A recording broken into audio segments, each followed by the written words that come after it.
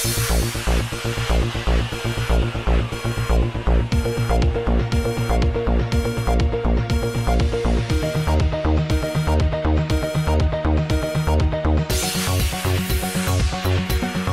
तेलंगाना के जहीराबाद डिवीजन से हुकूमत की एक बड़ी गलती की खबर आई है। बताया गया है कि रामनगर चौराहे के मसरूफ तरीन इलाके में, जो कि स्कूल जोन भी है, हुकूमत ने एक शराब की दुकान का परमिशन देकर इलाके के लोगों का जीना दूभर कर दिया है।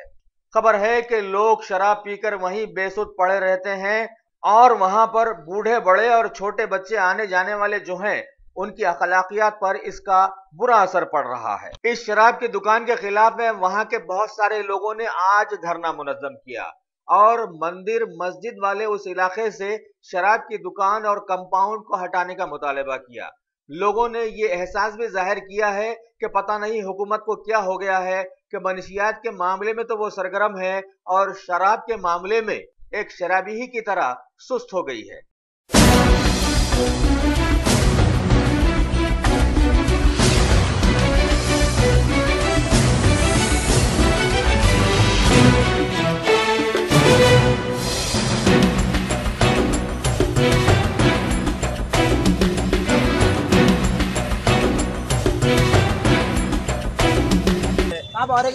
जो पब्लिक प्लस में सेंधी की दुकान है, यहाँ पर आजू बाजू में 25 मीटर पे मस्जिद है, मंदिर है और स्कूल है और बस स्टॉप है। और यहाँ पर जो सेंधी की दुकान पर ये जो शराब के धंधाने जो शराब बेच रहे हैं लाके ब्लॉक में, ना उनके पास ना लाइसेंस है ना और कुछ भी नहीं है, परमिशन नहीं, कुछ भी नहीं, कोई रोक टोक नहीं। और इतने पी खा कर जो एक्सीडेंट हो रहे हैं रोड पे, यहाँ पर जो एनटीआर स्टैचू के पास में के बाजू में मंदिर है, कोई मंदिर को पूजे के लिए आ रहे, पी खा के कोई बच्चों के आंख पे गिर जा रहे।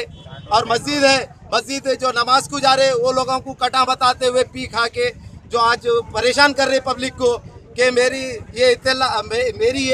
है कि